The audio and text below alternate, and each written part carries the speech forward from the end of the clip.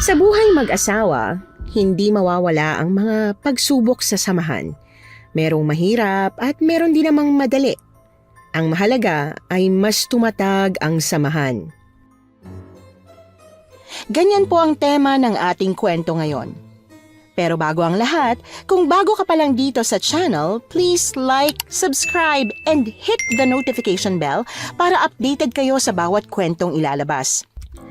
May bago tayong storya 3 hanggang 4 na beses sa isang linggo. At ngayon, para sa tampok nating kwento.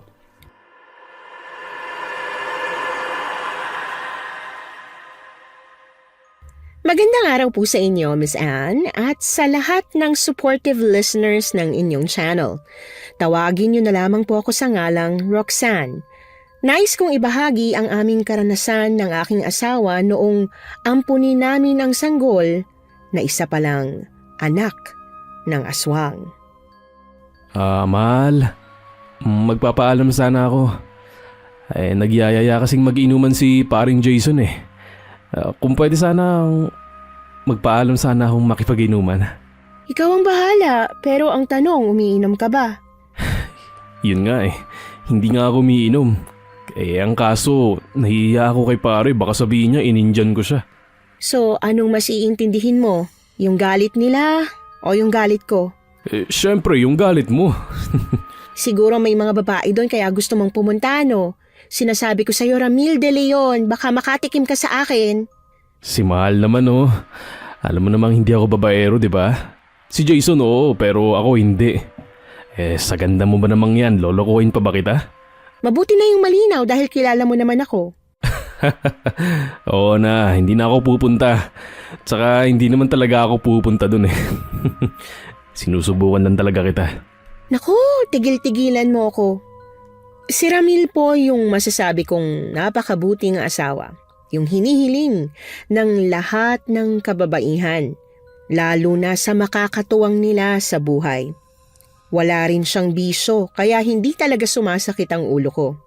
Katunayan ay hindi siya umalis nung gabing yon.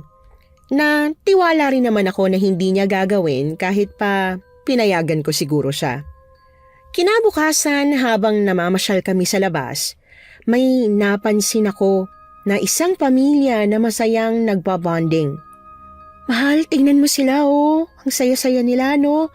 Naiinggit talaga ako sa kanila dahil kumpleto sila. Tayo kaya, kailan tayo magkakaroon ng anak? Bakit ka naman maiinggit? Ano naman ang nakakainggit sa kanila? Meron ba? Wala naman, di ba? Hindi naman sa katayuan nila mahal eh. Kundi dahil matatawag sila ng masayang pamilya kasi kumpleto sila. Bakit? Hindi ba tayo pamilya na dalawa? Kahit wala pa tayong anak, pamilya pa rin tayo. Hindi lang naman dahil sa anak para maging isang pamilya, hindi ba? Alam ko naman yun, mahal. Ang sa akin lang, mas masaya sana kung may anak tayo, di ba? Yun lang naman talaga ang pangarap ko noon pa. Oo, nandun na tayo. Pero natanong mo ba ako kung malungkot ba ako o hindi? Mahal ko naman eh. Masakit din kaya sa akin yun. Alam mo naman, di ba? Sinubukan na natin ang lahat pero di ba wala naman? Ay, kailan ba kasi tayo bibigayaan ng anak, mahal? Hindi ba tayo karapat-dapat na maging magulang? Mahal, wag mong sabihin yan. Baka hindi pa talaga ito ang tamang oras para magkaanak. Ibibigay din yan sa atin sa tamang panahon. Maghintay lang tayo at magpasensya. Pero hindi ko na kaya maghintay. Habang tumatagal, naiisip ko na baka may sakit ka. Kaya hindi tayo mabiyayaan ng anak. Ha? Ano? Hindi ako baog ah. Ay nako mahal. Alam mo naman na nagpatingin na tayo sa iba't ibang doktor at espesyalista. Pero anong sabi nila, walang problema sa ating dalawa, di ba? Natahimik na lamang ako sa sinabi ni Ramil sa akin. Sa katunayan, gusto ko nang sumuko at tanggapin na lamang na hindi na talaga kami magkakaanak pa. Ang tanging naiisip kong solusyon ay mag-ampon na lamang ng sanggol. Ngunit hindi ko mabanggit sa kanya dahil alam kong ayaw niyang umako ng responsibilidad na hindi naman sa kanya. Pasensya na, talagang gustong-gusto ko na kasing magkaanak eh.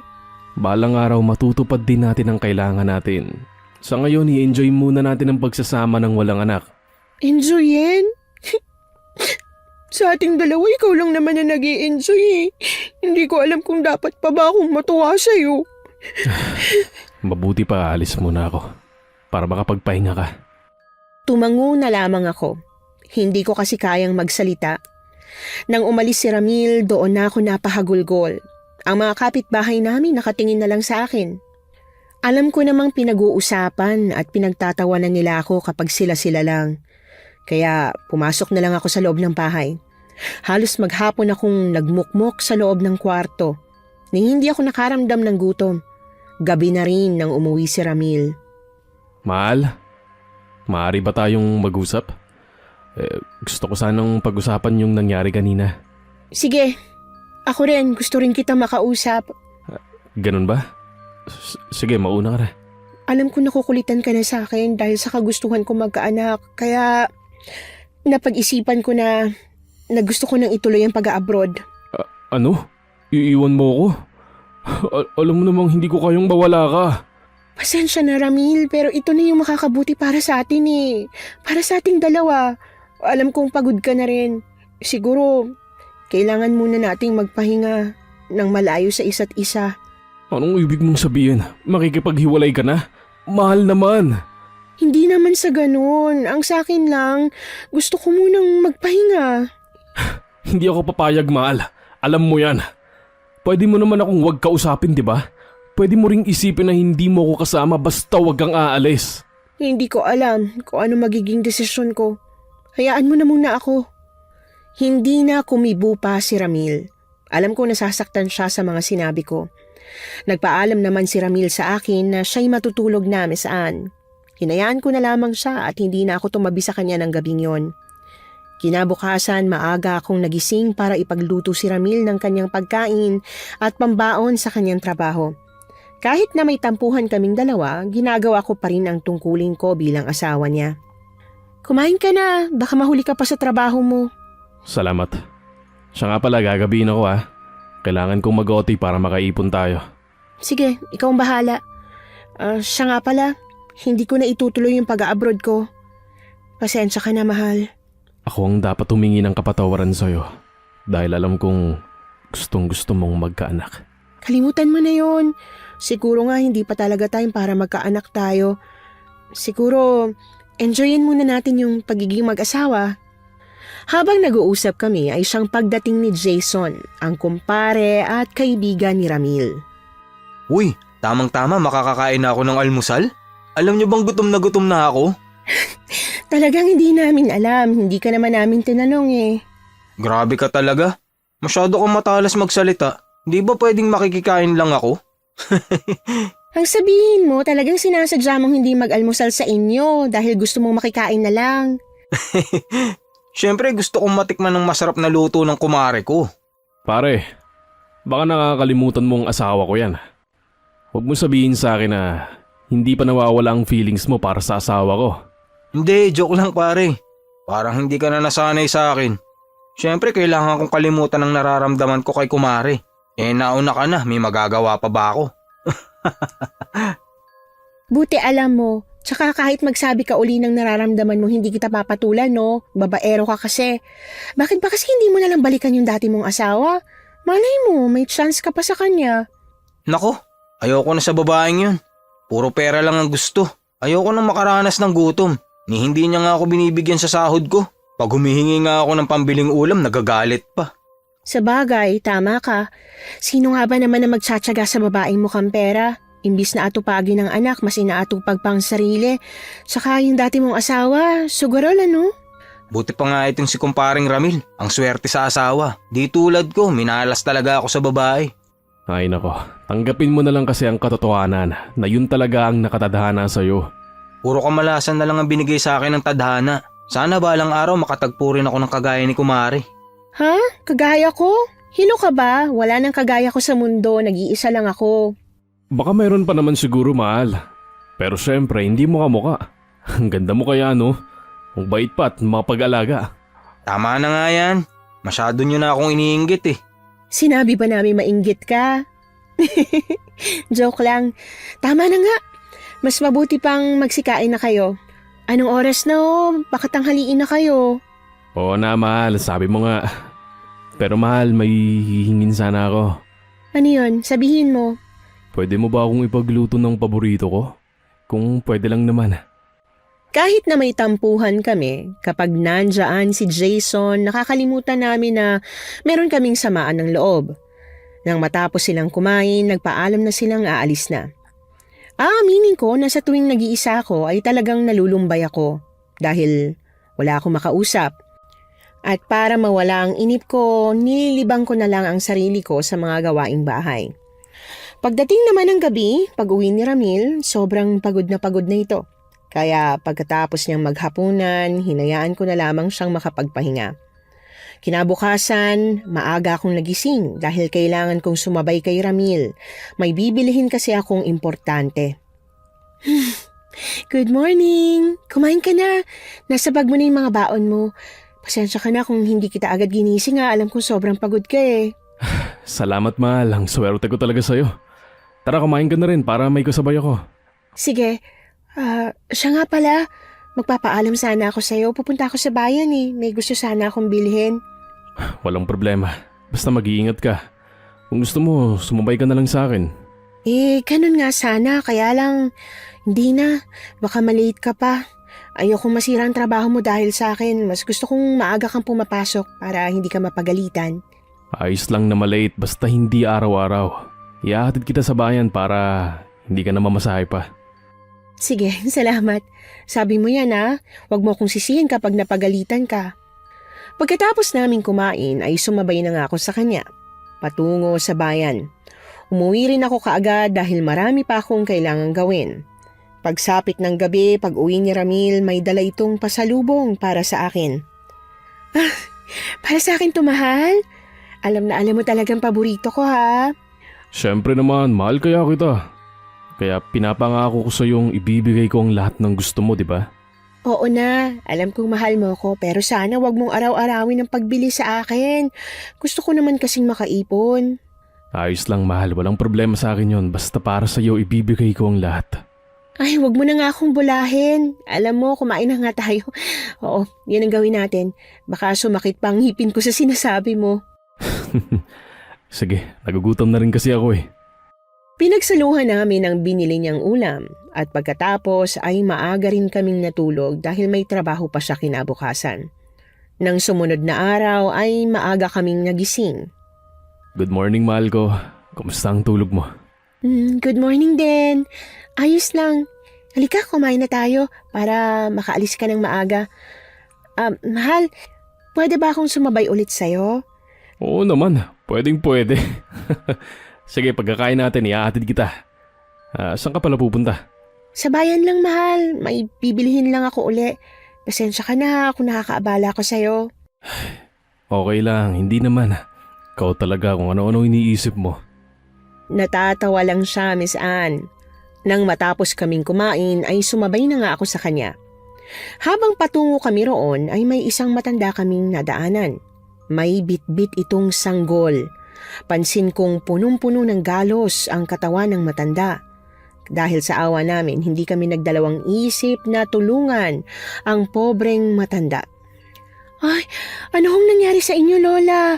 Sino hong may gawa sa inyo niyan? Tulungan mo ko, Iya. Nagmamakaawa ako sa iyo. Tulungan niyo kami ng apo ko. Mas mabuti hong sumakay na muna kayo. Iuuwi ho namin kayo sa bahay nyo. Sigurado ka ba, mahal? Kaso malilate ka. Itawag mo na lang kami ng sasakyan. Hindi na kailangan mahal. Ang mas importante ay tulungan natin si Lola. Kasama niya pang apo niya oh. Tumango ako. Inalalayan namin si Lola. Kukunin ko sana ang kanyang apo ngunit hindi niya ito binitiwan. Dahan-dahan ko siyang pinasakay sa aming sasakyan at iniuwi sa aming bahay. Pasok ho kayo Lola, huwag kayong mahiya. Alalayan ko ho kayo. Kung pwede ho, ibigay niyo muna sa asawa kong sanggol. Ay, sigurado ka pa? Ayokong mapahamak ang asawa mo. Bakit naman ho ako mapapahamak, Lola? Sanggol naman ho yan. Akin na ho, para makalakad ho kayo ng maayos. Maraming salamat sa pagtulong niyo sa amin ng aking apo. Nagdadalawang isip man ang matanda ay kinuha ko ang sanggol sa kanya. Noon lang ako nakaranas na humawak ng sanggol at aaminin ko na Sobrang saya ko. Si Lola naman ay inalalayan ni Ramil papasok sa loob at tinulungan niya ring makaupo. Mawalang galang na ho, Lola. Maaari ho bang malaman namin kung anong nangyari sa inyo?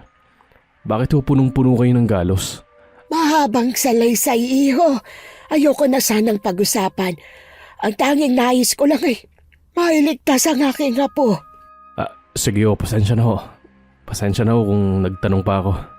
Gusto ko lang ho sanang malaman kung sakali baka matulungan po namin kayo.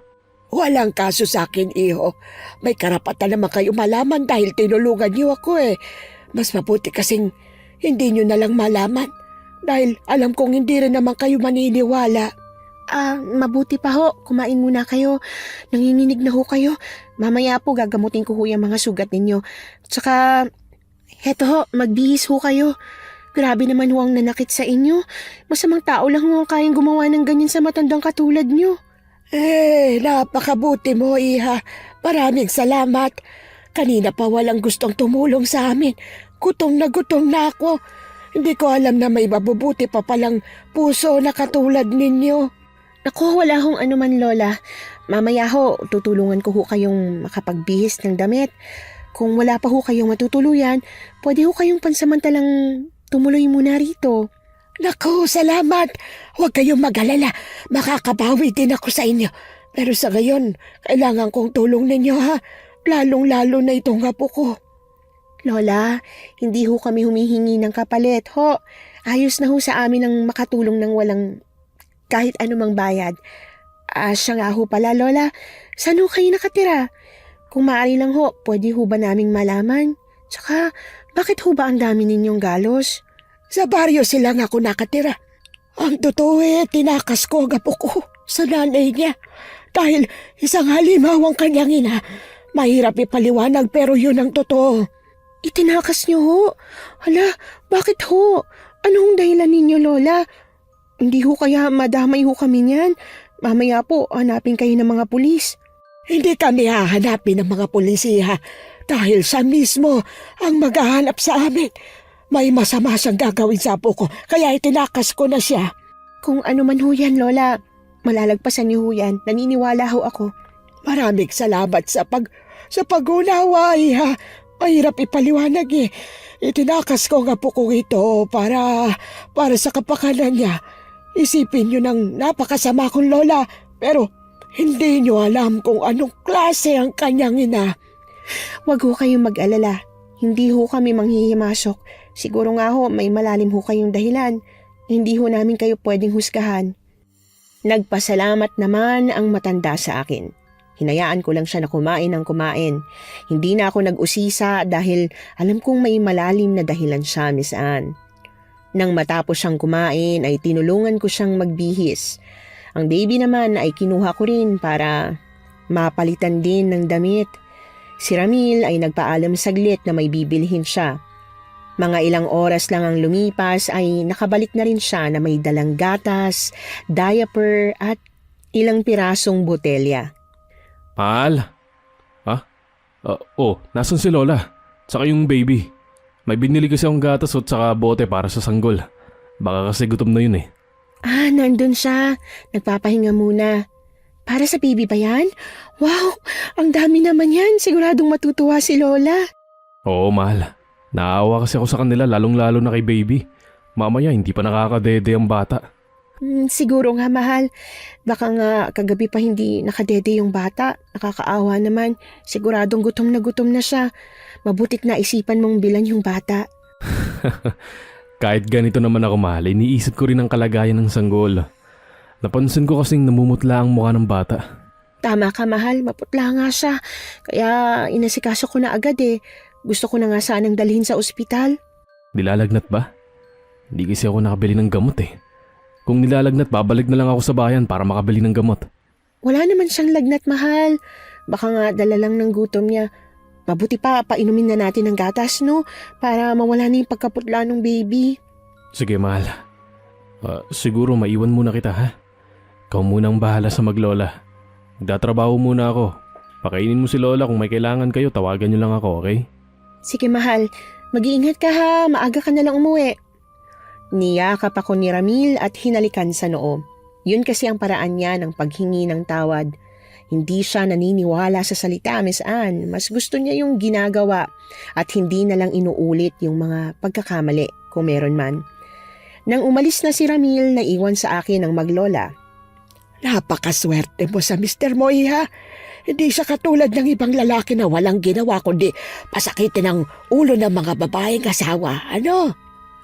Minsan po, Lola, pinasasakit niya rin ang ulo ko.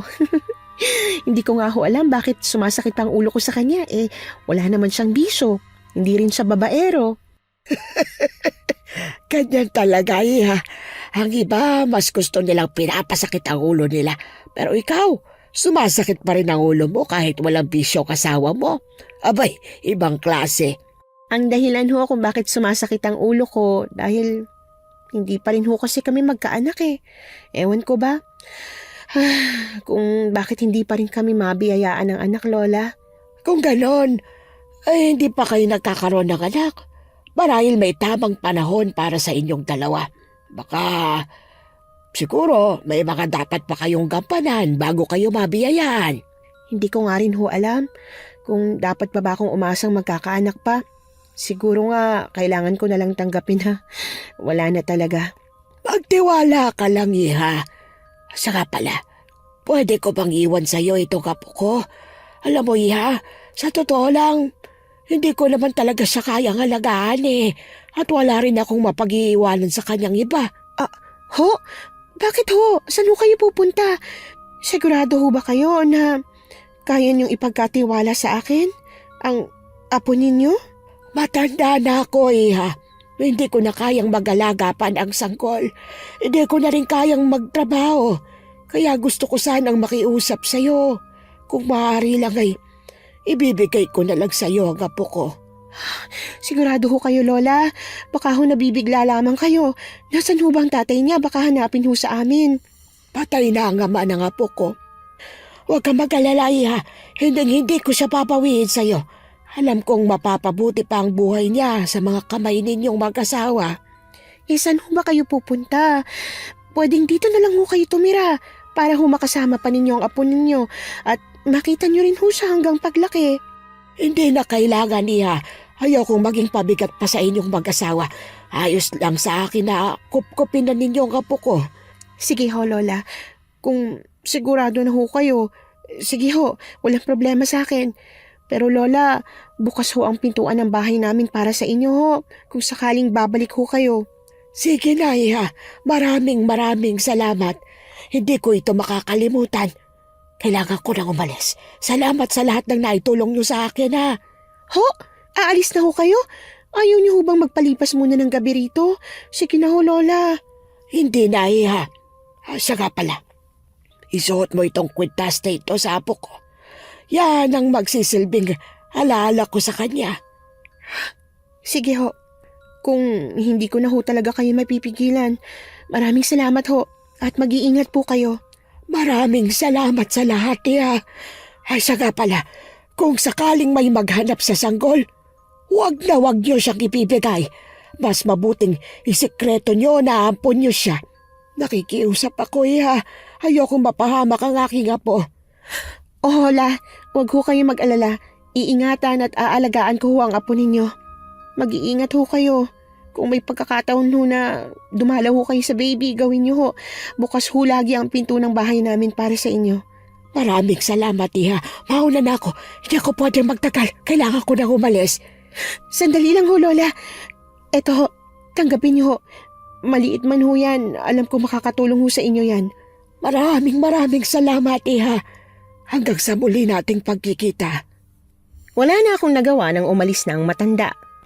Kahit anong pigil ko sa kanya na wag nang umalis ay hindi niya pinakinggan. Natatakot ako na natutuwa, Miss Anne. Natatakot na baka hindi ko magampanan ang tungkulin bilang isang ina at natutuwa dahil ang matagal ko nang inaasam-asam ay naibigay na sa akin kahit na hindi nga lang galing talaga sa akin. Pag uwi ni Ramil, hinanap nito ang matanda dahil napansin niya na wala ito. Mahal, nasan si Lola? May dala akong pagkain o para sa kanya. Hindi mahal. Kanina pa siya umalis, sayang Hindi ka na niya nahintay. Umalis? Anong umalis? Sigurado ka ba, mahal? Bakit nandito yung sanggol? Mahal, pinaglolo ko mayata ako eh. Hindi kita pinaglololoko. Sa katunayan yan ibinigay niya na sa atin yung baby, mahal. Hindi ka ba masaya? Ako sobrang saya ko dahil iniwan at pinagkatiwala siya sa atin. Masaya ako, mahal. Pero teka, anong dahilan niya para ipamigay ang bata? Ni hindi niya nga tayo kilala. Tsaka ni hindi niya nga alam kung mapapabuti ba ang kalagayan ng bata sa atin. Hindi ko alam, mahal. Tanggapin na lang natin. Nandito na to eh. Hindi naman natin pwedeng ipamigay. Baka lalo lang siyang mapariwara. Tumango na lamang si Ramil. Kita ko sa kanyang mga mata ang saya kahit na hindi niya pa sabihin. Kinarga niya ang sanggol at naluluhang hinele-hele. Sobrang saya ko, Miss Anne, dahil ibinigay ang sanggol sa amin. Tignan mo siya, mahal. Nakatingin siya sa akin. Ang amo ng mukha niya. Hello, baby. Simula ngayon ako na ang magiging tatay mo, ha? At siya naman ang magiging nanay mo. Huwag kang mag-alala. Gagawin namin ang lahat para maibigay ang lahat ng pangangailangan mo. Ay, tingnan mo. Umiyak na si baby, mahal. Siguro tuwan-tuwa siya, no? Sa tingin mo, mahal, anong pwede natin ipangalan sa kanya? Rachel. Mahal, yun ang ipangalan natin sa kanya, Rachel. Sinunod ko lang sa pangalan natin sa pagsisimula ng R. Oh, ang gandang pangalan naman. Bagay na bagay sa kanya. Salamat, mahal ko. Para siyang anghel, ano? Bakit kaya gusto siyang saktan ng nanay niya? Pero mahal, hindi tayo maaaring magpakampante. Pwede siyang bawiin kung kailan niya gustong bawiin ang bata. Oo, alam ko naman yun, mahal. Pero naniniwala ako at nagtitiwala ako sa matanda na hindi niya nababawiin si Rachel. At sinabi niya na kapag may naghanap daw sa sanggol, wag natin ibibigay. Kahit na nakaramdam na ako ng takot, ay batid kong hindi na babawiin pa ng matanda si baby Rachel sa amin. Pero sa unang linggo na nasa amin si baby Rachel, may napansin kami sa kanya. Nagbabago ang kulay ng kanyang mga mata tuwing sasapit ang gabi. Pero ipinagsawalang bahala namin. Ang iniisip na lang namin ni Ramil ay may sakit si baby Rachel. Bakit kaya nagiging kulay pulang mata ni Rachel? Ano kaya nangyayari sa kanya, mahal? Simula nang mapasa atin yan, palagi nang nagkakaganyan siya. Ano kaya kung ipatingin natin si Rachel sa albularyo? Ha? Bakit sa albularyo? Pwede namang dalhin na lang natin siya sa doktor. Siguradong malalaman natin kung anong dumapong sakit sa kanya. Sa tingin ko talaga may kakaiba sa kanya. Parang hindi siya pangkaraniwang tao. Para siyang isang demonyo. Ha? Ano ibig mo sabihin? Mahal, kung ano man yung nasa isip mo, burahin mo yan. May sakit lang si baby Rachel kaya namumula mga mata niya kapag gabi. Hindi ko alam, mahal. Basta may nararamdaman akong kakaiba kay Rachel. O siya, sige na, mahal. Kailangan ko nang pumasok sa trabaho. Sige, mahal. Mag-iingat ka. Ako nang bahala kay baby. Basta maaga ka na lang umuwi, ha? Opo, mahal. Masusunod po, kamahalan. Niyakap ako ni Ramil at hinalikan sa noo. Hindi ko alam, Miss Anne, kung dapat ko bang sundin ang gusto ni Ramil o yung gusto ko. Pero kinakabahan ako dahil paano kung tama nga si Ramil na mas dapat sa albularyo ipatingin si baby Rachel. Pumasok na ako sa loob at pinuntahan si baby Rachel sa kwarto. Narinig ko na kasi siyang umiiyak. Shhh! Oh, bakit umiiyak ang baby ko na yan? Huwag ka nang umiyak, ha? Nandito na si nanay. Oh, eto, tinimplahan na kita ng gatas. Binuhat ko si Rachel at hinele-hele. Kinakantahan ko siya ng paborito kong awitin habang pinadedede ko siya. Sa una, natutuwa pa ako dahil napakalakas niyang dumede. 1, 2, 3 beses ko siyang tinimplahan, Miss Anne, hanggang sa masimot na niya ang garapon ng gatas. Ay, ano ba yan, baby? Ang lakas mo naman yata sa gatas. Dinaig mo pa ako, ha? Ano, kulang pa ba sa'yo? Teka, ilalabas ba kita? Ay, naku naman. Ani ko sa sarili ko. Hindi ko na alam ang gagawin ko, Miss Anne, dahil nagsimula na namang umiyak si baby Rachel. Kaya naman napagdesisyonan ko na ilabas na lang siya ng bahay para bumili ng gatas sa tindahan. Ngunit paglabas pa lang namin, Miss Anne, napansin ko ang biglang pagkalapnos ng balat ni Baby Rachel na mas lalong nagpaiyak sa kanya. Kaya naman binalutan ko na lamang siya ng maigi, yung hindi masisinaga ng araw ang balat niya. Habang patungo kami sa may tindahan, lahat ng kapitbahay namin ay nakatingin sa hawak kong sanggol. Oh, Maring Roxanne, kanino yung dala mong sanggol? Sa kapatid mo yan, no? Ha? Oy, anak ko, no? Bakit, hindi ba nasabi sa'yo ni Ramil? Huli ka na siguro sa balita. Anak? Paano nangyaring may anak ka? Huwag mo akong biruin, Mare. Nung nakaraang punta ko, wala namang sanggol sa bahay niyo. Sige na nga, hindi talaga ako makakapagsinungaling sa'yo eh. Ano kasi, itong sanggol na dala ko, binigay siya sa amin. Ha? So, ampun niyo yung batang yan. Kailan pa? Parang wala namang nasabi sa akin si Paring Ramil. Hindi talaga niya sasabihin sa'yo. Binilinan ko kasi siya na huwag ipagsasabi kahit kanino. Kaya makikiusap din ako sa'yo ha. Huwag mo na sanang ipagsabi. Tayong 3 lang ang nakakaalam. Oo naman, Mare. Ikaw pa. Ang lakas mo sa akin. Sayang lang talaga. Kung akong napangasawa mo di sana marami na tayong anak.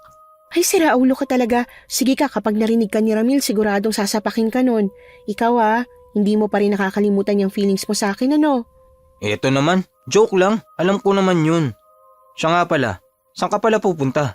Samahan na kita? Ako, ibibili ko kasi ng gata si baby. Ang lakas niya kasing dumede. Para siyang walang kabusugan. Nakakatawa nga.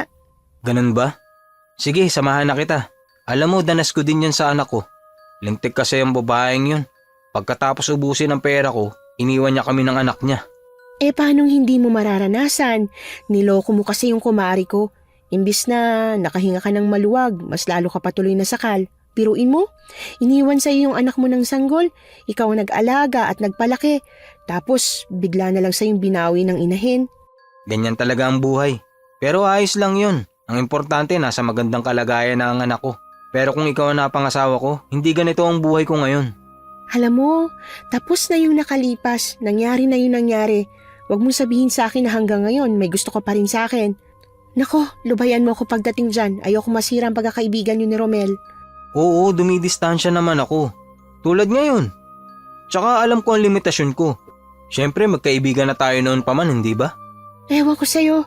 Tara na nga, umiiyak na tong anak ko. Kailangan na niyang dumede. Inirapan ko si Jason, Miss Anne. Aminado ko na matagal na siyang may gusto sa akin, kaya hindi ko maiwasan na mailang sa kanya. Sa katunayan ho, Miss Anne, si Jason ang naunang manligaw sa akin. Pero dahil nakilala ko si Ramil at na-love at first sight ako sa kanya, nang manligaw siya ay agad ko rin siyang sinagot. Siguro nga ganun talaga, Miss Anne. Mabuti na lang ay mas pinili niyang magparaya kesa ang umasa sa wala. Nang makabili na kami ng gatas ay hinatid na ako ni Jason pa uwi sa bahay namin ni Ramil. Salamat ha, ikaw pa itong nagbayad. Nahihiya tuloy ako sa'yo. Hayaan mo pagdating ni Ramil, babayaran ko na lang yan. Naku, maliit na bagay. Siya nga pala, hindi mo ba ako iimbitahan dyan sa loob ng bahay niyo? Nagugutom na kasi ako. Baka pwede naman. Tuloy ka. Eto naman parang bago ng bago. Halika, ipaghahanda kita na makakain. Naku, wag na. Joke lang naman. Parang hindi ka na nasanay. Ayos lang ako, busog pa naman. Teka lang, Jason. Pwede ba akong makisuyo sa'yo? Pwede tingnan mo lang saglit si baby, magbabanyo lang ako eh. Tumango si Jason. Nilapag ko lang si baby Rachel sa tabi niya. Halos kalahating minuto ako nasa banyo. Pagbalik ko, ay nagtataka ako kung bakit nakatayo si Jason. Putlang-putla siya habang nakatitig lang kay baby Rachel. Oh, ano nangyari sa'yo? Bakit namumutla ka? Para ka namang nakakita ng multo. Hoy, sabihin mo naman sa akin. Pasensya ka na, Roxanne. Uuwi na ako. Hinahanap na ako ng nanay ko. Sa ibang araw na lang ako pupunta dito. Pero bago yun, yung sanggol na yan, ibalik mo kung saan ang galing yan. Nagmamadaling lumabas ng pintuan si Jason. Oh, sige. O teka lang, magdahan-dahan ka naman. Ay, ano nangyari doon? Anak, bakit ba natakot sa'yo yung kumag na yon? Hindi ko alam kung anong nangyari kay Jason. Kita kong takot na takot siya habang nakatingin kay baby Rachel na mahimbing ang tulog. Napabuntong hininga na lamang ako at binuhat si Rachel patungo sa kwarto at doon inihiga. Pagsapit ng hapon, pag-uwi mula trabaho ni Ramil, ay may dala-dala itong pasalubong para kay baby Rachel. Mahal, may dala ako para kay baby. Eto. At syempre, pati sa'yo. Hindi ko pwedeng kalimutan ang mahal kong asawa. Salamat, mahal. Siya nga pala si Jason. Nakasalubong ko siya kanina. Natutuwa nga ako sa kanya dahil binilhan niya ng gatas si Rachel. Abay, umaaligid na naman sa'yo si Jason. Naku mahal, iwasan mo yung kumpare ko ah. Ayokong mababalitaan na inaagaw ka na niya sa akin. Hindi, no. At kahit umaligid pa si Jason sa akin, dededmahin ko lang siya. Tsaka na-curious lang siya kasi may bit-bit akong sanggol. Hinatid niya pa nga kami. Kaso mahal, alam mo, hindi ko maintindihan. Natakot siya kay baby Rachel. Natakot? Ano naman ang kinatatakutan niya? Talagang yun, pati si Rachel katatakutan niya? Oo, natakot siya. Ang sarap nga ng tulog ni baby Rachel. Ewan ko ba dun kay Jason? Baka gumagamit na yun ng pinagbabawal na gamot ah. Hindi na kumibo pa si Ramil. Nakatitig lang siya kay baby Rachel na mahimbing pa rin ang tulog. Ang iniisip ko na lang talaga nun, baka nagda-drugs si Jason kaya ganun na lang ang reaksyon niya kay baby Rachel. Pagsapit ng gabi, Biyernes noon, Miss Anne, sakto dahil kabilugan ng buwan. Maraming ibon ang nag-iingay sa kalangitan at ang mga aso ay nagsisimula ng umalulong. Dahil doon ay nakaramdam ako ng kilabot na hindi ko maipaliwanag. Hanggang sa matanaw ko ang napakaraming ibon na lumilipad sa himpapawid. Mahal, bakit kaya nagkakaganyan yung mga ibon? Tingnan mo oh. Hindi yan ibon mahal. Isarado mong bintana. Ha? Anong hindi ibon? Ano yan? Mahal naman, tinatakot mo ba ako? Basta makinig ka na lang, hindi yan ibon kundi mga aswang. Hindi ko alam kung bakit naligaw yan dito. Ano? Teka lang naman. Ikaw na magsara, kukunin ko si Rachel. Patakbo akong tumungo sa kwarto. Binuhat ko si baby Rachel na mahimbing pa rin ang tulog. Inilabas ko siya dahil natatakot ako. Habang si Ramil naman ay nagsabit ng bawang sa pinto at bintana na may kasamang asin. Diyan ka lang mahal. Umupo ka lang. Ako na ang bahala. Ano mahal, nandyan pa ba? Kinakabahan ako sa'yo eh. Sigurado ka bang aswang ang mga yun? Wala na sila sa kalangitan. Siguradong nandyan lang sila sa paligid. Nag-aabang at naghihintay. Tingin mo mahal? Si Rachel umiiyak na. May kinalaman bang mga ibon sa pag-iyak ni baby? Patidein mo na siya. Hindi siya pwedeng marinig ng mga aswang na yon. Natataranta ko ng mga sandaling yon, Miss Anne. Lalo na nang nagsimulang umiyak si Rachel. Binigyan ko na siya ng gatas ngunit ayaw niya namang didehin. Kaya naman mas lalo akong nataranta dahil wala talaga siyang tigil sa pag-iyak.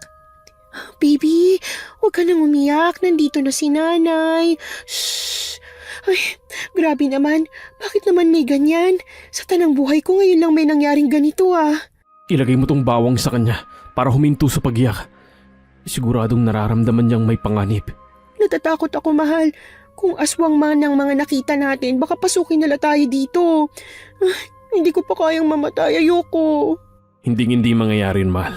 Hanggat may proteksyon ng kabahayan natin, hindi nila kayang pasukin to. Kaya magtiwala ka lang, okay?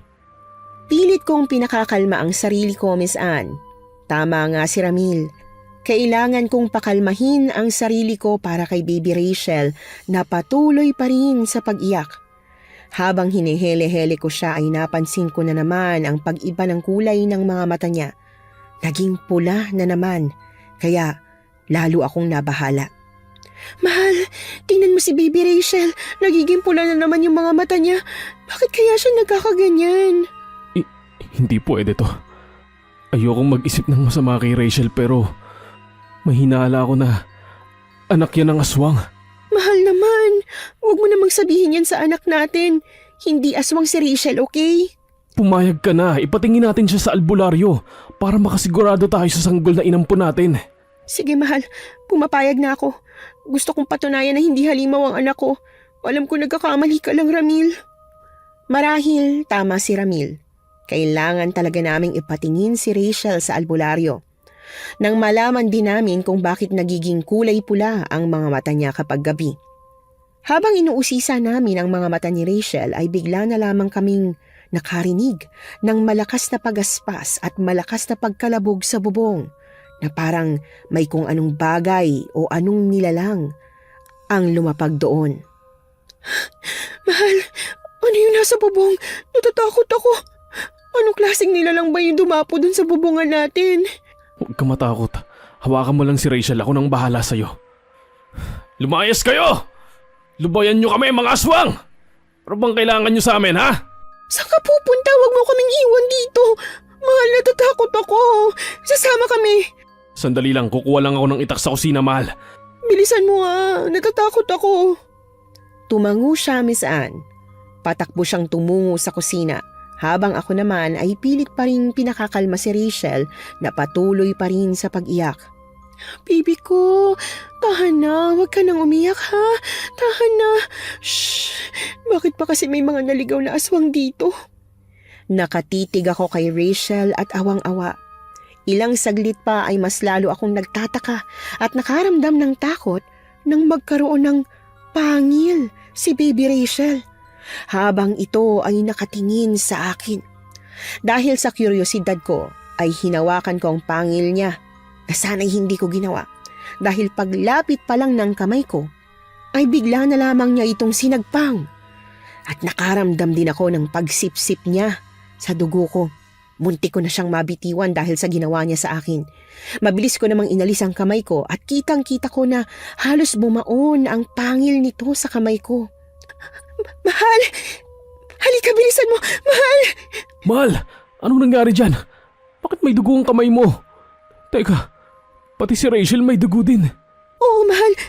Siya ang may gawa nito. Mahal, natatakot ako. Baka tama ka nga ah. Hindi siya pangkaraniwang sanggol. Baka nga aswang din si Rachel. Naku po, mahal. Bitawan mo muna si Rachel. May pangil siya. Baka saktan ka niya. Sinunod ko nga si Ramil. Nilapag ko si Rachel. At doon kitang-kita namin ang pagkakaroon niya ng itim na balahibo sa katawan. Doon ko rin nakumpirma na tama nga si Ramil. Mukhang aswang nga ang nanay ni Rachel. Kaya siguro ninakaw ng matanda para protektahan at para na rin magamot ang kanyang apo. Noong gabing yon, Miss Anne, hindi kami nakatulog ni Ramil. Binantayan namin si Baby Rachel. Nakatingin lang siya sa amin, pero hindi niya kami sinaktan. Kinabukasan, dinala namin si Rachel sa sinasabi ni Ramil na magaling na albularyo. Nasa dulo ng bayan ang bahay nito. Sigurado ka bang dyan nakatira yung sinasabi mong albularyo? Tingnan mo, parang abandonado na. Oo naman, mahal. Hindi ako pwedeng magkamali. Sigurado akong dito siya nakatira. Sandali lang, tatawag ako. Tumawag nga si Ramil hanggang sa bumukas ang pinto ng bahay at may isang matanda na payat na lalaki ang lumabas. Seryoso ang mukha ng matandang lalaki. Sino kayo? Anong kailangan nyo? Kung naliligaw kayo, pwede kong ituro ang daan sa inyo. Manggorio ako ito. Si Ramil ho, anak ni Kabalong. Hindi nyo na ho pala ako nakikilala? Nako, ay, pasensya ka na iyo. Hindi kita nakilala. Alam mo naman, matanda na. Medyo makakalimutin na rin kasi ako ano nga palang may paglilingkod ko sa inyo? Hihingi ho sana kami ng tulong sa inyo. Tungkol po sa sanggol na dala namin. Manggorio, may kakahibaw ho kasi sa kanya O sige, pumasok kayo. Alam ko kung anong pakay nyo. Wala bang sumunod sa inyo? Wala ho. Bakit nyo ho na tanong? Pagpasok pa lang namin, Miss Anne, ay nagsimula na namang umiyak si Rachel. Walang hinto ang pag-iyak nito kaya naman nabahala ako. Ano nangyayari sa anak ko? Bakit ho siya nasasaktan? Dahil nasasaktan siya sa proteksyon na inilagay ko sa bahay. Isang halimaw ang sanggol na yan, iya. Kung ganun ho, pwede niyo ho bang tanggalin? Maawa na ho kayo sa anak ko. Bastit lang siya. Wala siyang kamuwang-muwang. Iya, huwag kang mag-alala. Hindi siya mamamatay. Umupo kayo. Dahil gusto kong malaman kung saan nyo napulot ang batang yan. Hindi ho namin siya napulot. Binigay ho siya sa amin ng lola niya. Hindi nga ho namin inaasahan na may kakaiba pala sa kanya. Kung ganon, delikado ang buhay niyong mag-asawa. Hindi yan tao. Mas mabuting mamatay ang anak ng aswang dahil nasisiguro kong matatagpuan nila kayo. At kapag nagkataon ay tiyak na papatayin nila kayo. Hindi ho ako papayag. Ang bilin sa amin ng lola ni Rachel, huwag namin siyang ibibigay sa tunay niyang ina dahil nasa panganib ang buhay ni Rachel. Baka may iba pa pong paraan. Magagamot pa po ba siya o hindi na? Tatapatin ko na kayo ha. Hindi na siya magagamot pa. Dahil ipinanganak niyang aswang. Kaya ang dapat niyong gawin ay ibalik o di kaya patayin ang sanggol na yan. Ho? Hindi ako makakapayag na mawala sa akin si Rachel. Kahit ano pa siya, nakahanda akong tanggapin ang lahat dahil mahal ko na ho ang anak ko. Pero mahal, alam naman nating dalawa na hindi tao si Rachel. Kailangan natin siyang ibalik. Ayokong malagay sa panganib ang buhay mo ng dahil sa sanggol na hindi naman natin kadugo. Ano? Ganun lang kadali sa'yo na isuko si Rachel? Mahal, naniniwala ako na may paraan pa para mawala ang pagiging aswang ng anak natin. Naniniwala ako. Yeah, alam kong mahirap ng pakawalan para sa'yo ang sanggol. Pero ayokong magsinungaling sa'yo. Wala na siyang pag-asa para maging isang ganap na tao. Kung gusto mo talagang maging tao ang sanggol na yan, kailangan mo siyang hindi patikimin ng karne o ng sariwang dugo. Nakatikim na ho siya ng dugo manong kinagat niya ho ako kagabi. Hindi na kumibo ang albularyo. Sobrang sakit sa akin na kailangan kong ibalik o di kaya'y patayin si Rachel. Sa katunayan niyan, Miss Anne, natutunan ko na siyang mahalin. Wala nang ibang magawa ang albularyo para sa amin kaya binigyan niya na lang kami ng pamproteksyon. Hindi na rin kami nagtagal pa dahil aalis pa si Ramil. Habang pauwi kami ay may nakasalubong kaming isang hindi pamilyar na tao. Parang bagong salta ito sa amin. Maganda siya, Miss Anne, at talagang kahali-halina ang itsura.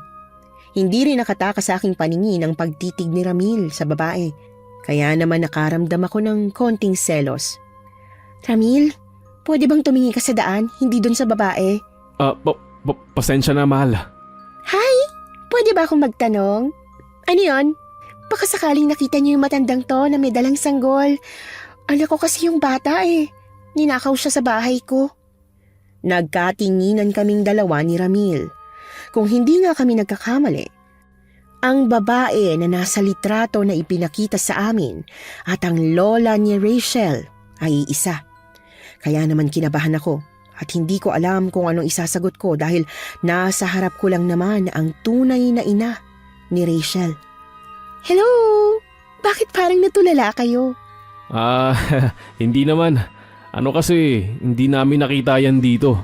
Wala rin kasi kaming nabalitaan na may napadpad na matanda dito eh. Ay, ganun ba? Kung sakaling may makita kayo, pwedeng ipagbigay alam niyo sa akin? Nangungulila na kasi ako sa anak ko. Tumango na lamang si Ramil. Pagkatapos, maglalakad na sana kami. Ngunit muling nagsalita ang babae. Ay, ang cute ng sanggol.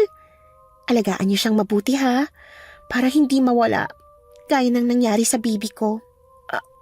Oo naman, iingatan namin ang anak namin. Sambit ko. At mas lalo ko pang diniinan ang salitang anak, Miss Anne.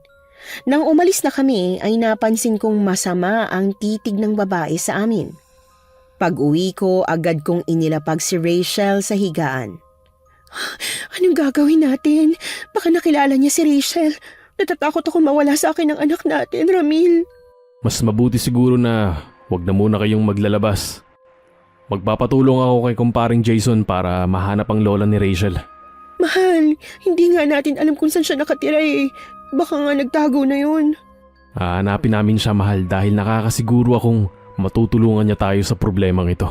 Kung ganun, mag-iingat kayo. Huwag ako ang alalahanin mo, mahal ko. Ang alalahanin mo ay ang sarili mo. Dahil mas delikado ka kaysa sa akin. Mahal, kung sakali mang mag-anyong aswang si Rachel at atakihin ka niya, mas mabuti pang patayin mo na lang siya. Maliwanag ba, mahal ko? Huwag ka mag-alala, walang mangyayaring masama sa akin. Pinapangako ko yan sa'yo. Hinalikan ako sa noo at niyakap ni Ramil. Alam kong sobrang hirap ng sitwasyon namin simula nang mapa sa amin si Baby Rachel. Pag alis ng asawa ko, muli kong tiningnan sa higaan si Rachel. Naawa ko sa kanya, Miss Anne, dahil hindi niya alam na isa pala siyang aswang. ipinagdarasal ko na sana ay maging normal siya. Nang sumapit ang gabi ay wala pa rin si Ramil. Kaya naman nag-aalala na ako sa kanya. Si Baby Rachel naman ay nagsisimula na namang umiyak, kaya nakaramdam ako ng takot. Mabilis akong nagtungo sa kwarto at nakita kong nasa anyo na naman ito ng mabangis na nilalang. Gusto kong sumigaw pero hindi ko magawa. Dahil natatakot din ako na baka makita si Rachel ng mga tao at baka kung ano pa ang gawin sa kanya. Baby, si Mama to. Huwag mo ko sasaktan ha, anak ko. Mahal na mahal kasi kita. Nang sinabi ko yon ay bigla na lamang itong umangil ng napakalakas. Halos mga tugang tuhod ko nang dahil doon. Maya-maya pa ay bigla na lamang itong tumalon sa lapag. Kaya naman naalarma ako. Dahan-dahan akong napapaatras dahil unti-unti siyang lumalapit sa akin. Anak, nakikiusap ako sa iyo. Rachel, huwag mo akong sasaktan. Mahal na mahal kita, anak ko. Para akong tatakasan ng kaluluwa ko dahil sa mga nangyayari. Nanlilisik ang mga mata at naglalaway si Rachel na parang hindi siya isang sanggol. Nang akma kong bubuksan ang pinto, ay bigla na lamang yung bumukas. Mahal! Anong klaseng nilalang yan, pre? Huwag kang sumigaw, Jason. Yan si Rachel ang ampo namin. Dito ka lang sa likod ko, mahal. Ako nang bahala sa kanya. Teka, anong gagawin mo? Huwag mo siya sasaktan, Ramil. Tandaan mo siya si Rachel. Roxanne naman, tingnan mo. Hindi mo yan, anak. Halimaw yan. Huwag ka naman magbulag-bulagan, oh. Tama nga si Jason, Miss Anne. Ngunit hindi ko pa rin magawang saktan si Rachel. Mas lalo itong naging agresibo nang ilabas ni Ramil ang itak na hawak niya. Kaya naman lalo akong natakot na baka patayin ni Ramil si Rachel. Tama na, mahal. Baka mapatay mo siya. Nagiging agresibo si Rachel. Hindi ko maipapangako. Pare, ilabas mo si Roxanne. Hindi. Ayoko. Sige na, pare. Wala akong nagawa nang hilahin ako palabas ni Jason. Nagpupumiglas ako pero hindi ko talaga magawang makatakas sa kanya. Tanga na akong tanga dahil inalagaan at minahal ko ang isang sanggol na hindi ko anak. Roxanne, huwag mo nang ipagpilitan pa. Aswang ang sanggol na yon. Sa tingin mo ba bubuhayin ka niya? Wala akong pakialam kung aswang pa si Rachel. Anak ko siya, Jason. Ayoko mawala siya sa akin. Hindi naman siguro lingid sa'yo na matagal ko nang gusto magkaanak, diba? Marami pang sanggol na pwedeng ampunin. Hayaan mo nang mamatay ang halimaw na yun. Habang nagtatalo kami ni Jason ay bigla na lamang kaming nakarinig ng kalabog sa loob ng bahay. Kaya naman kinabahan ako. At kasabay nun ang kakaibang huni ng nilalang sa paligid. At may nakita kaming naglalakihang itim na ibon na lumilipad sa kalangitan. Kailangan na natin bumalik sa loob. Paparating na sila. Sinong sila? Roxanne naman, huwag mo na nga akong pinaglololo ko. Halika na, nandiyan na yung mga aswang. Roxanne, tingnan mo may manananggal. Tara, takbo! Kumaripas kami ng takbo papasok sa loob ng bahay, Miss Anne. Sinarado namin ng maigi ang pinto. Nasaan si Rachel? Anong ginawa mo sa kanya? Wala akong ginawa sa kanya, mahal. Sinikap kong wag siyang saktan. Nasaan siya? Mahal, nasaan siya? Anong ginawa mo sa kanya? Ikinulong ko muna siya sa kulungan ng aso. Malinis naman yun kaya hindi mo na kailangan mag-alala pa. Hindi ba't parang napakasama naman natin? Mahal, nandiyan na sila. Kaya kami pumasok dito. Ang dami nila, mahal. Lintik na yan, paano ako uuwi nito? May mga aswang nasa labas. Siguradong mapapatay ako ng nanay ko nito. Dito ka na lang magpalipas ng gabi. Delikado kapag umuwi ka pa. Baka mamaya nandyan lang sila sa labas naghihintay. Nakakulong na bambubit na aswang na yun? Hindi ko kinaya ang itsura nun. Oo, wag kang mag-alala. Sinusian ko ang kulungan. Alam kong hindi niya pa kayang sirain yun kaya mapapanatag ka kahit sandali. Patakbo akong tumungo sa silid namin ni Ramil. Naroroon nga si Rachel. Nasa isang maliit na hawla na kulungan ng aso. Anak ko, patawad na. Kung kinulong ka muna ni Tatay Ramil mo, tandaan mo, mahal na mahal ka namin. Magiging maayos din ang lahat, anak. Magiging maayos din ang lahat, pangako yan. Bukas na bukas, dalhin muna natin siya kay Mang Goryo. Doon muna natin siya ilalagay. Siguradong ligtas siya kay Mang Goryo. Ano? Ayoko! Baka patayin ng albularyo na yun si Rachel, hindi ako papayag. Gusto kong ako magbantay at magprotekta sa kanya. Yun ang gusto ko. Mag-isip ka naman, Roxanne. Huwag kang magtanga-tangahan. Buhay mo at buhay ko ang nakataya rito. Sabihin mo nga, anong proteksyon ang kaya mong ibigay sa kanya? Pare, mamaya na kayo magtalo. May sumisira sa pinto. Anong gagawin natin? Ano? Tara, harangan natin siya para hindi nila mabuksan ang pinto. Pinuntahan namin ang pinto at tama nga si Jason. Halos masira na yun. Kaya naman tulong-tulong kami na iniharang ang lahat ng mabibigat na gamit para lang hindi sila magtagumpay sa pagbukas noon. Ano bang pakay nila? Si Rachel bang pakay nila? Hindi ano, sino? Sino ang pakay nila dito? At alam mo yun, Roxanne, binabawi na nila si Rachel mula sa atin. Eh kung yung halimaw pa lang kailangan nila, bakit hindi nyo na lang ibigay? Nang matapos na. Ayoko! Ipaglalaban ko siya hanggang kamatayan. Naririnig niyo? Hindi niyo siya mababawi sa akin. Dahil sa sinabi ko, ay naramdaman namin na mas lalo silang naggalit sa akin. Dahil pilit nilang sinisira ang buong kabahayan para makapasok lang. Kaya naman kumuha ako ng asin at inihanda ko yon para kahit na masira nila ang pinto, ay sasabuyan ko sila. Ano ba tong pinasok natin? Kung panaginip to, gusto ko nang magising. Nasa ganito pa tayong sitwasyon. Puro ka pa kalokohan. Eh kung ipakain kaya kita? Eh kasi naman, sino ba namang hindi mababaliw kapag naranasan nila ang ganitong sitwasyon? Baka nga yung iba himatayin pa. Huwag mo nang idamay ang iba. Tayo ang nakaranas, hindi sila. Kaya pwede ba itikom mo yung bibig mo? Lubayan niyo kami! Kundi papatayin kong sanggol! Nagkatinginan naman ang dalawa dahil sa sinabi ko. Huminto nga ang mga aswang na nagtatangkang pumasok sa bahay namin. Dahil doon ay napanatag kami. Ay, kung kanino mo pa sinabi yan, kanina pa sana sila tumigil. Bakit ngayon mo lang yan naisipan? Tumigil ka! Hindi sa akin madali na sabihin yung mga salitang yun. Sinabi ko lang para lubayan nila tayo. Sabi ko nga, eto na, titigil na. May kape ba kayo? Para akong ninervous yun sa takot eh. Oo, magtimpla ka na sa kusina. Ipagtimpla mo na rin kami ha. Ngayon, Roxanne, sabihin mo sa akin na dapat mo pang pilitin na akuin ang batang yan. Kailangan natin siyang dalhin kay Mang Goryo. Kahit na nagdadalawang isip ako ay sumang-ayon ako sa gustong gawin ni Ramil. Kahit na mahirap sa akin ang desisyong yon. Sige mahal, pumapayag na akong dalhin si Rachel sa albularyo. Pero sa isang kondisyon, gusto kong makatiyak na hindi siya sasaktan ni Mang Goryo. Huwag ka mag-alala, bibilinan ko si Mang Goryo. Tumango ako, Miss Anne. Niyakap ako ni Ramil. Kumalas lang ako sa kanya nang dumating si Jason mula sa pagtitimpla ng kape. Tama na muna yung lambingan nyo. Magkape muna kayo. Sira, hindi kami naglalambingan. Pasensya ka na kung nadamay ka pa ha. Wala yun. Hindi nyo kasalanan. Kasalanan niya ng matandang nagdala dito sa sanggol na aswang na yan. Ano palang nangyari sa paghahanap ninyo? Nalaman niyo ba kung ano nangyari dun sa matanda? Wala kaming balita, mahal. Pero huwag ka mag-alala. Patuloy kaming maghahanap sa lola niya. Mas mabuting wag niyo na lang ituloy yung paghahanap sa kanya. Ramdam kong hindi niya intensyon na guluhin tayo. May dahilan lang talaga si Lola kaya niya nagawang iwan dito yung apo niya. Alam mo pare, tama si misis mo. Sa tingin ko wag na nating hanapin ang matanda. Gusto niya lang iligtas ang kanyang apo para hindi maging ganap na aswang. Pero ganap na ang aswang ni Rachel. Mahal, nakita mo naman hindi ba? Baka nga pagkasilang na pagkasilang sa kanya ay pinakain siya kagad ng hilaw na karne, di ba? Hindi natin alam. Ayoko mawalan ng pag-asa. Naniniwala ako na gagaling pa si Rachel. Habang nag-uusap kami ni Ramil ay nakarinig ako ng malakas na paghilik.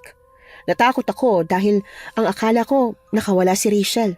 Pero nang makita kong galing yun kay Jason na mahimbing na ang tulog, gusto kong tumawa. Pero hindi ko magawa dahil ayoko namang magising ito.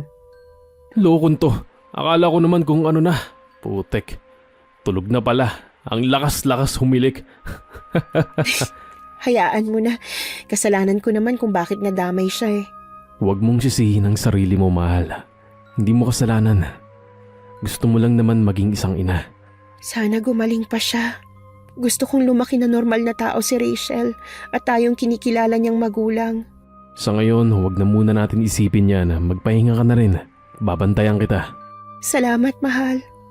Humiga na ako sa sofa, katabi ko si Ramil, dahil alam niyang hindi ako makakatulog na hindi ko siya katabi.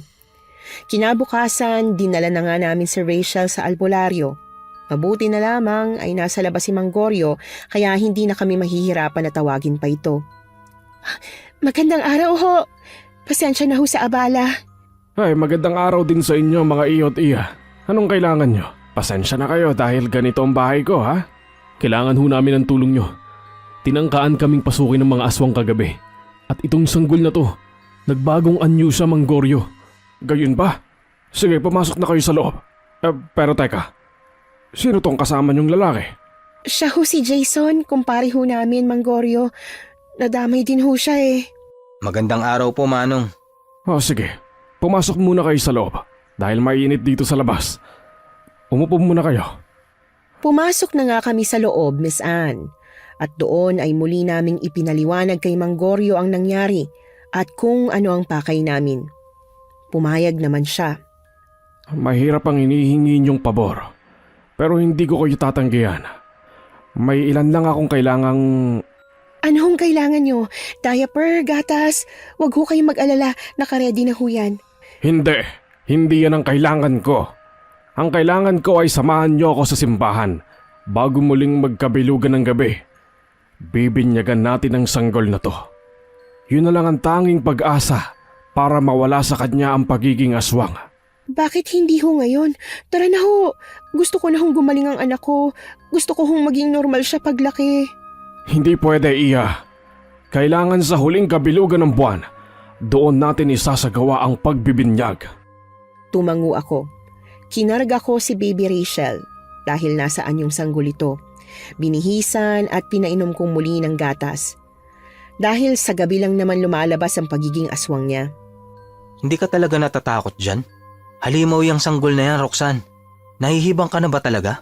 Hindi naman niya kayang mag-anyong aswang sa umaga eh, kaya panatag ako. Grabe, ang lakas ng loob mo. Kahit alam mong aswang yung ampon mo, inaalagaan mo pa rin. Ganyan talaga kapag naging ina ka na. Gagawin mong lahat para sa anak mo. Pero hindi mo naman yan, anak. Pagbali-baliktarin mo man ang mundo, aswang yung batang yan. Papatayin kayo niyan. Hindi naman sa dugo na susukat ang pagiging ina. Sa pagmamahal at pag-aalaga nakikita yon. Tsaka, nararamdaman ko naman na hindi niya ako sasaktan. Tapos mo na ba siyang bihisan? Kailangan mo na siyang ibalik sa kulungan. Opo, pinainom ko na ho muna siya ng gatas. Sigurado hong gutom na siya. Sobrang naaawa na ho ako sa anak ko. Iya, kahit painumin mo siya ng isang sakong gatas, hindi mapapawi ang gutom niya. Ang kailangan ng sanggol na yan ay sariwang dugo at karne ng tao. Yan lang ang tanging paraan para mabusog siya. Ay, ayoko ho siyang pakainin ng ganun. Gusto ko siyang maging isang normal na bata. Alam mo, Iya, nakikita ko ang anak ko sa'yo. Kagaya mo, nag-ampon din siya ng bata. Minahal at inalagaan niya pero hindi ko akalaing kaya siyang patahin ng itinuring niyang anak. Pinatay ho ng ampon? Abay, mas masahol pa ho pala yun sa aswang. Ano nangyari sa ampon? Nakulong ho ba? Oo, nakulong siya. Hanggang ngayon, pinagbabayaran niya pa rin ang krimen na ginawa niya. Hindi naman ho siguro gagawin sa akin ni Rachel yun. Maaring hindi at maaring oo. Kaya kailangan mong mag-iingat sa sanggol na yan. Sige na, ibalik mo na siya sa kulungan. Hinalikan ko sa noo si Rachel bago ko siya binalik sa kulungan. Kahit na masakit sa akin na makitang naroroon siya ay kailangang gawin para na rin sa ikabubuti niya. Ako na ang bahala sa sanggol. Umuwi na kayo. Kailangan niyong magpahinga. Bumalik kayo sa huling kabilugan ng buwan. Ingatan at huwag niyo ho sanang sasaktan ang anak ko. Nakikiusap ho ako sa inyo, Mang Goryo. Makakaasa ka. Huwag kang mag-alala, hindi ko siya sasaktan. At umuwi na nga kami, Miss Anne. Si Jason ay umuwi na rin sa kanila. Inayos namin ang kalat ang mga nasira sa bahay. Hindi muna pumasok sa trabaho si Ramil. Ayos ka lang ba, mahal ko? Iniisip mo ba si Rachel? Huwag kang mag-alala. Hindi naman pababayaan ni Mang Goryo si Rachel. Oo, mahal. Hindi ko maiwasang hindi mag-alala sa kanya eh. Dahil natatakot ako, lalo na sa darating na kabilugan ng buwan. Magiging maayos din ang lahat. Magtiwala lang tayo kay Mang Goryo. Hindi niya hahayaang mapanaw ang anak natin. Nang gabing hindi namin kasama si Rachel ay wala kaming naramdamang kakaiba sa paligid. Marahil alam nilang wala sa amin ang sanggol. Sa paglipas ng mga araw habang papalapit ang kabilugan ng buwan ay hindi ko maiwasang matakot para sa kalagayan ng anak ko. Natatakot ako na baka hindi kami magtagumpay. Halika mahal, dalawin natin si Rachel. Alam kong miss na miss mo na siya. Ayoko namang malungkot ka dito, no? Talaga mahal, salamat. Gusto ko talaga siyang makita. Gusto ko rin siyang mayakap. Masaya kaming nagtungo sa bahay ni Mang Goryo. Naabutan ko naman siyang nagwawalis ng kanyang bakuran. Huminto siya sa kanyang ginagawa nang makita kami. Ay, mabutit na padalaw kayo. Akala ko, hinihintay niyo pa ang kabilugan ng buwan. Opo, gusto ko sanang kumustahin si Rachel eh. Miss na miss ko na ho siya. Sige, pumasok na kayo sa loob. Alam niyo naman, mahirap na. Masaya akong nagpatiuna sa pagpasok sa loob dahil sobrang namimiss ko na si Rachel. Nang makita ko siya ay awa ang naramdaman ko dahil halatang nangayayat talaga ang sanggol. Mang Goryo, bakit ho nangayayat si Rachel? Hindi po ba siya napapainom ng gatas? Tulad nga ng sinabi ko noon, hindi gatas ang makakapatid ng gutom ng bata, kundi ang lamang loob at dugo lang ng tao. Konting tiis na lang iya, magiging ordinaryong bata na si Rachel. Hindi ko na talaga kayang makitang unti-unti namamatay si Rachel. Siguro hayaan na lang natin siyang maging aswang, kaysa naman magkaganyan siya. Nahihibang ka na ba talaga? Akala ko ba gusto mong maging normal si Rachel? Kung gusto mo siya maging normal, hayaan mo lang na maging ganyan siya. Napahagulgol ako nang makitang sobrang nangayayat ang anak ko. Halos lantang gulay na ito at animoy mamamatay na. Naiisip ko tuloy na hayaan na lang siyang makakain ng sariwang karne at makainom ng sariwang dugo nang sa ganun ay manumbalik na sa dati ang kanyang pangangatawan. Konting tiis na lang iya. 2 gabi na lang yung hinihintay para maisakatuparan ang pagbibinyag sa kanya.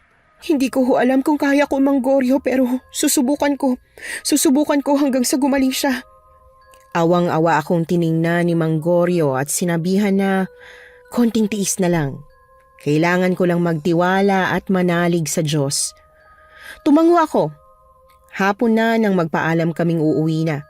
Binigyan din namin si Mang Goryo ng pagkain niya bilang pasasalamat sa lahat ng naitulong niya sa amin. Pagpasensyahan niyo na itong konting tulong. Hayaan niyo ho, makakabawi din ho kami sa inyo. Ay, nako, salamat. Pero hindi ako humihingi ng kahit anong kapalit. Gusto ko lang tumulong sa abot ng aking makakaya. Maraming salamat ho, Mang Goryo. Paano ho? Uwi na ho muna kami. Sige, mag-iingat kayo. Papauwi na kami galing sa bahay ni Mang Goryo nang makasalubong namin ang babaeng maganda. Napag-alaman namin na Fatima pala ang kanyang pangalan. Lalagpasan na sana namin siya nang tawagin niya ang pangalan ko. Hello, Roxanne! Hindi mo ba ako natatandaan? Hindi. Ako yung naghahanap ng sanggol. Alam mo ba na ako ang kanyang ina? At alam ko rin na nasa inyo ang anak ko. Kaya ibalik niyo na siya. Dahil kung hindi, papatayin ko ang lahat ng tao dito. Maging kayo. Isang pagbabanta ba yan? Pwes, ito lang ang sasabihin ko sa'yo. Hindi ako natatakot. Bakit hindi mo nalang hayaan na maging maayos ang buhay ng anak mo? Gagawin mo lang siyang kauri mo na mapangperwisyo sa tao. Yan ba ang gusto mong kalakihan niya? Wala kang karapatang turuan ako sa gusto kong gawin. Dugo at laman ko ang sanggol. Kaya ibalik mo siya sa akin. Hindi. Hindi ko siya ibibigay sa'yo. Yun din ang bilin sa akin ng lola niya. Ipaglalaban ko siya hanggang sa kamatayan. Ha? Magmamatigas ka? Tingnan natin kung hanggang saan ka dadali ng kayabangan mo. Nagsimula na nga siyang maglakad palayo. Nagkatinginan kami ni Ramil at alam niyang natatakot ako sa magiging mitya ng buhay naming mag-asawa. Dali-dali kaming umuwi ng bahay, Miss Anne. Sa 2 gabing nakalipas ay halos hindi kami makatulog. Iniisip ko kung kakayanin ba naming iligtas si Rachel. Umaga pa lang ay tumungo na kami sa bahay ni Mang Goryo. Mang Goryo, dalhin na ho natin siya sa simbahan para doon na lang natin hintayin ng kabilugan ng buwan. Sige, hindi tayo pwedeng magpagabi. Dahil siguradong nandyan lang sila sa paligid. Kukunin ko lang si Rachel sa loob para makaalis na tayo. Sige, Kinuha ko nga si Rachel. Nasa kulungan pa rin siya dahil yon ang bili ni Mang Goryo. Tinakpan ko ng itim na tela ang kulungan nang sa ganon ay hindi siya madapuan ng sinag ng araw. ayos na ba ang lahat? Tara na. Sumakay na nga kami patungo sa simbahan. Maraming tao doon na talagang inuusisa nila ang daladala naming kulungan kung saan naroroon si Rachel. Dumiretso kami sa pari at doon sinabi namin ang lahat-lahat. Kaya naman hindi nagdalawang isip pa ang pari na tulungan kami. Nagulantang naman ang lahat nang marinig nila ang malakas na pag-iyak ni Rachel. Ang iba ay nagbubulungan kaya naman pinapasok muna kami ng pari sa isang silid. Umiiyak siya. Siguradong nasasaktan siya dahil nandito siya sa may simbahan. Baka hindi na niya kayanin. Huwag ka mag-alala. Hindi siya pababayaan ng Diyos dahil alam niya kung ano ang pakay natin dito. Maghintay na lamang tayo. Malapit na rin maggabi. Sa ilang minuto naming paghihintay ay pumasok na nga sa loob si Father. Sinabi niya na wala ng tao sa labas kaya maaari na rin kaming lumabas. Doon ay pinag-usapan namin ang gagawin. Nang sa ganon ay ganap ng mabinyagan at mawala kay Rachel ang pagiging aswang. Sigurado akong pupunta ang aswang dito para bawiin si Rachel. Kaya kailangan ng iba yung paghahanda. Sinabi naman ng pare kung anong dapat naming gawin. Kailangan lang daw naming ikandadong mabuti ang pinto at bintana ng simbahan hanggat may araw pa dahil ang mga aswang ay malalakas tuwing huling kabilugan ng buwan. Kaya siguradong kaya raw nila kaming pasukin sa loob ng simbahan. Kung ganon, hindi ho tayo pwedeng magpakampante. Tinawagan ko na si Jason. Papunta na siya. Nagpadala na rin ako ng maraming asin at bawang sa kanya. Ikaw, Roxanne, manatili ka sa tabi ni Rachel. Kailangan ka niya. Tumango ako. Nilakasan ko ang loob ko para kay Rachel. Nanalangin ako na sana'y magtagumpay kami. Anak, magpakatatag ka. Nandito lang si Mama. Pinapangako ko kapag natapos ng gabing to, darating na bukas, meron ng magandang liwanag na naghihintay sa'yo. Lumuluha ako habang nakatingin sa natutulog na sanggol. Maya-maya pa ay dumating na si Jason na may daladalang napakaraming asin at bawang. Ano, tara na. Simulan na nating palibutan ng buong simbahan. May 2 oras pa tayo. Sige, ako sa likod. Ikaw naman sa harap para madali tayong matapos. Alright, pre. Sinimula na nga nilang buhusan ng asin ang buong simbahan. Nagsabit na rin sila ng bawang sa lahat ng sulok hanggang sa sumapit na nga ang gabi. Nag-uumpisa na. Magsipaghanda na kayong lahat. Sisimulan na natin ang ritual ng pagbibinyag.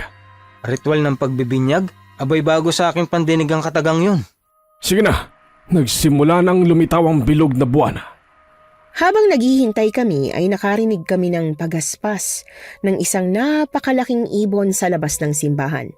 At kasabay noon ang pag-alulong ng mga aso na hindi mawari kung saan nagmumula. Pare, nandiyan na sila. Maganda ka na. Ngayon na, simulan na ang ritual! Naglagay ng itim na kandila sa palibot ng kulungan na kinalalagyan ni Rachel si Mang Goryo. Nagsimula na rin kasi itong magising at umiyak. Tumungo na rin kami sa kanya-kanya naming pwesto. At sinimulan na ngang binyagan ng pari si Rachel na patuloy pa ring umiiyak. Naluluha ako dahil kitang-kita kong nasasaktan ang anak ko. Gusto kong pigilan sila ngunit kailangan kong tiisin para na rin kay Rachel. Hanggang sa matapos ang pagbabasa ng pari ay sinimulan na ngang buhusan ng holy water ang kanyang ulo na lalong nagpaiyak sa anak ko.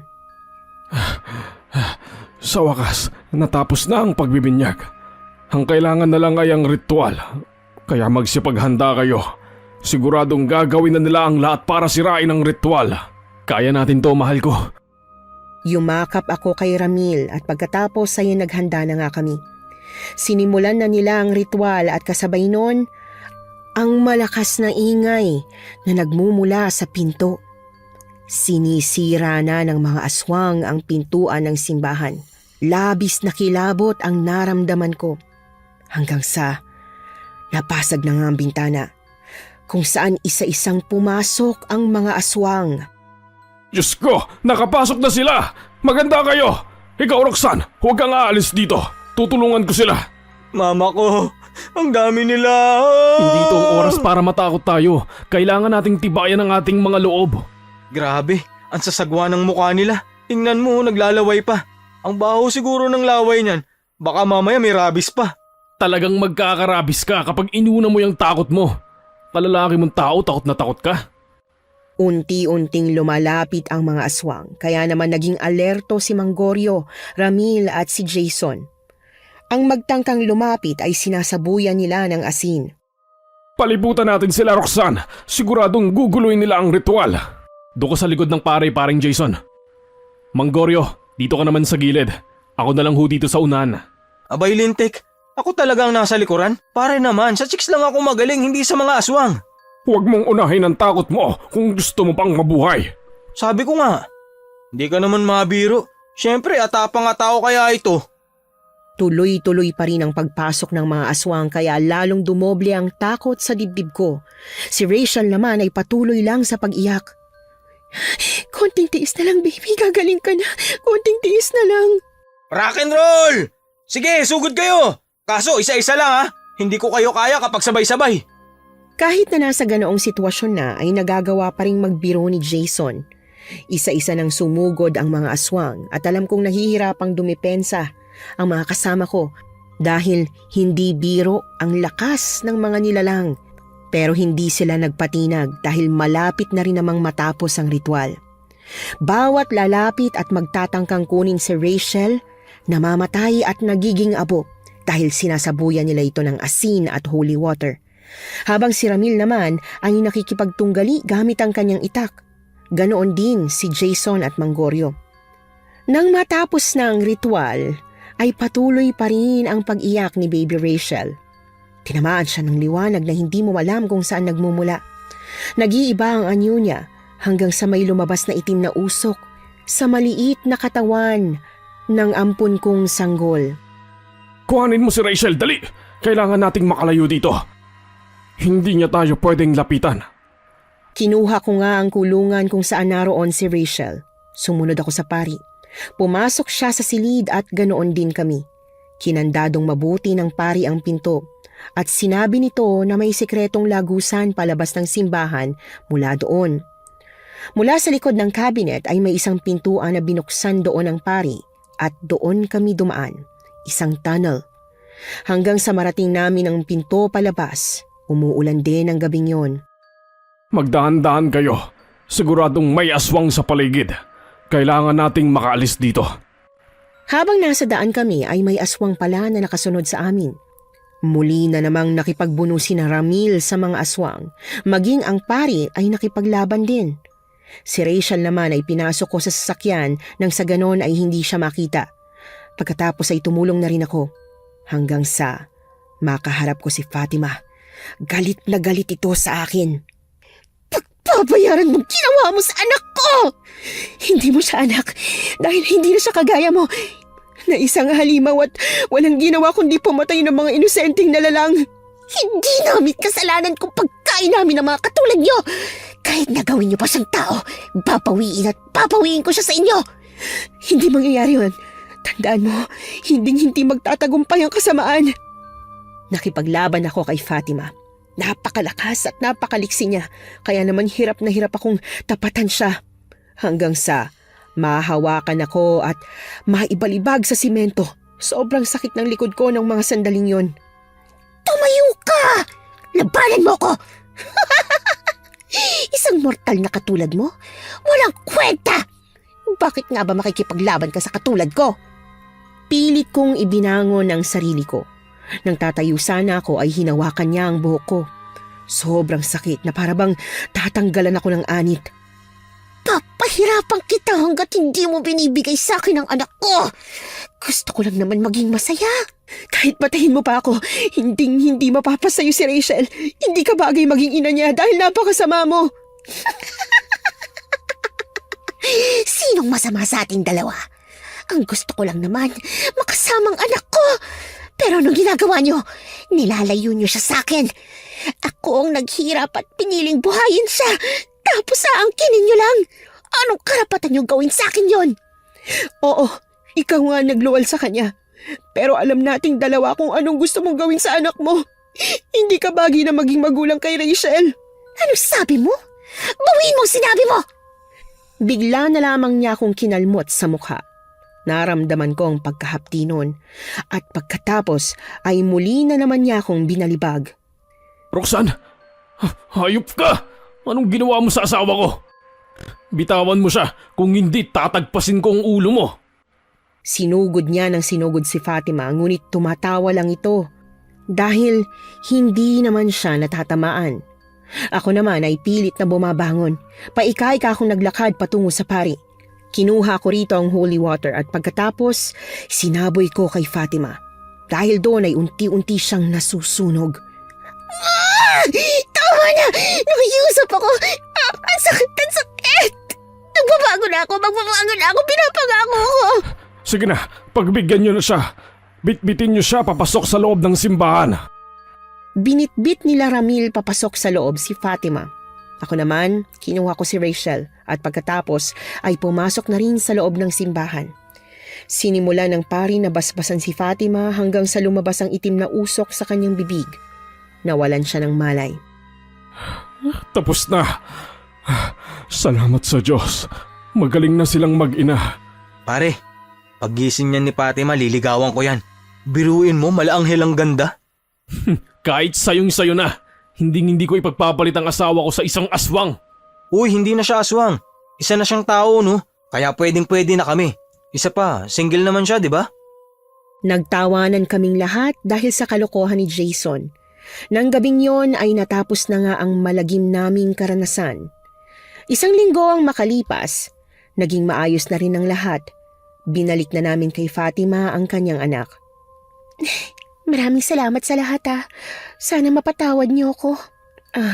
Huwag kang humingi sa amin ng tawad. Ang gusto lang naman namin ng asawa ko, mapabuti si Rachel. Niyakap ko si Fatima at ganoon din si baby Rachel. Doon na ito pinatira ni Jason na tinanggap naman ni Fatima. Ang lola naman ni Rachel ay namatay na rin pala dahil sa mga natamong galos sa kanyang katawan. 2 buwan pa ang lumipas ay natupad na rin ang matagal naming inaasam. 1 buwan na pala akong nagdadalang tao. Walang pagsidlan ang sayang naramdaman namin, Miss Anne. Dahil ang matagal na naming pinapangarap ay natupad na rin sa wakas. Muli, maraming salamat sa lahat ng supportive listeners ng channel na ito at maging sayo, Miss Anne. Lubos na gumagalang, Roxanne. Nagustuhan niyo po ba ang ating kwento ngayong araw? Kung oo ang sagot at hindi mo pa nagagawa, subscribe na. Click the notification bell para updated ka sa tuwing maglalabas kami ng bagong kwento.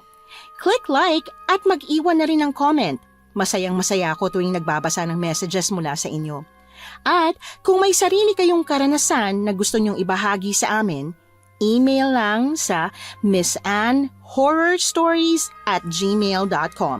Dire-diretso lang, missanhorrorstories@gmail.com. Malay nyo, sa susunod, yung kwento na ninyo ang binabasa namin para sa ating mga tagapakinig. Hanggang dito na lang muna at maraming salamat sa inyong panonood.